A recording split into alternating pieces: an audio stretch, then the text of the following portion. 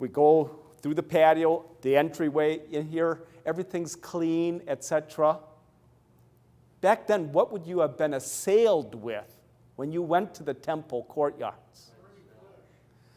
The smell, burning flesh, animals being killed, the sound of the bleeding and everything else as they're being killed. I mean, it was always this big, big, big reminder of gruesomeness, of death and blood.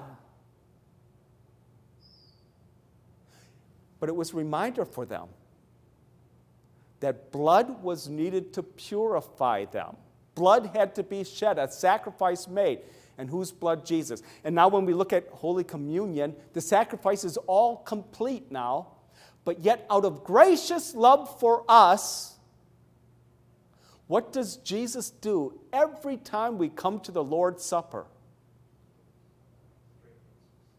He gives his body. He gives his blood. The very body and blood shed on the cross. He says, here it is. I want you to be absolutely sure you are forgiven. I don't want you to have any doubts at all. Take and eat. This is my body. Take and drink. This is my blood. Since we have a great priest over the house of God, let us draw near to God with a sincere heart in full assurance of faith, having our hearts sprinkled to cleanse us from the guilty conscience, and having our bodies washed with pure water. Okay, thank you. So, this section begins with what word?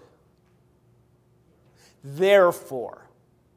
Always saying, here's a result. A result is not, we're going to talk about a result. We're making a switch over here from the doctrinal portion of the letter to the application portion of the letter. So now, look how superior Jesus is. Look what he's done. Look at his sacrifice. Look at the blood.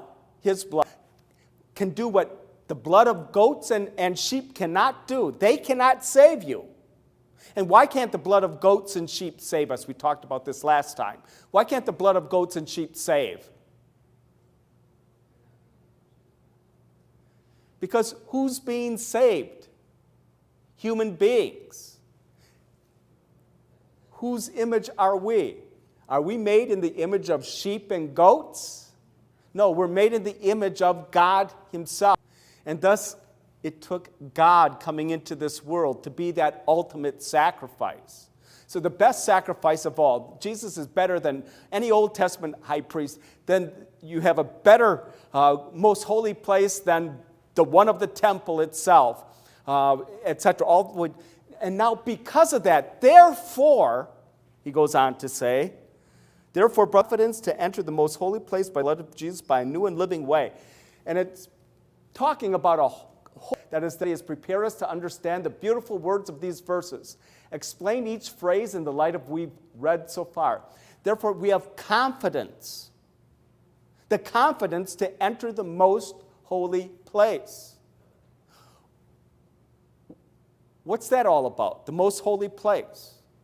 If you were in the Old Testament, this time, when the temple was still standing,